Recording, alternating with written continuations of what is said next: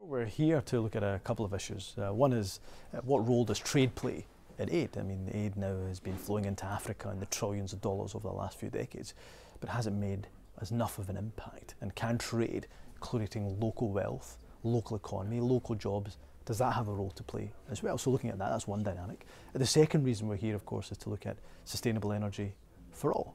Scotland has great expertise in renewable energy, has taken a lead in climate justice, but can it go further? Can we work with the United Nations, with partners, international, multilateral institutions? Can we play a bigger role in making sure that everybody has equitable access to sustainable energy? It's an injustice, for example, that 1 billion people in the world in this 21st century are using hospital facilities without any electricity off the grid. So can Scotland play a role? And I think absolutely they can. It's been a fascinating discussion thus far.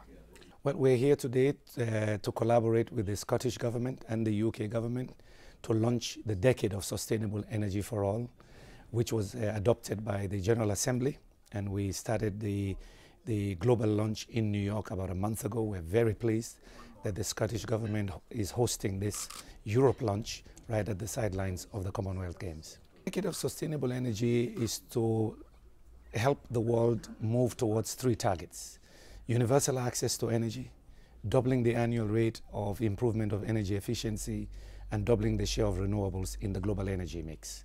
We believe that if globally we collaborate to achieve these 3 targets, we can provide energy to the poorest countries in the world, but at the same time we can transform the way energy is produced and used in the very rich countries. I spoke to a woman in Malawi, or heard about the project and spoke to some of those who were involved in Malawi's Renewable Energy Acceleration Programme, and told me there was a woman in the area called Malanje, near the Malanje Mountain, and because of the work that we were doing in Scotland, she was the first woman in that village to be able to give birth in the light. It's not important in that we should do it just because for the sake of doing it. It's actually vital. In fact, I would say it's an obligation on Scotland and Scottish people to get involved in this. It's through our excesses and through the generations that have passed, and Scotland's benefited from the Industrial Revolution. In fact, we pioneered the Industrial Revolution, but we didn't do it in a sustainable way.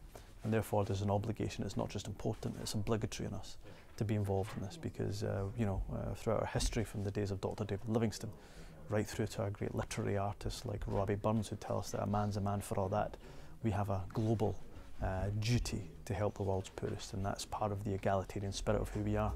We saw that so well reflected in the opening ceremony of the Commonwealth Games, but we have an obligation, I think, to help the world's poorest. That is how our greatness as a nation will be measured.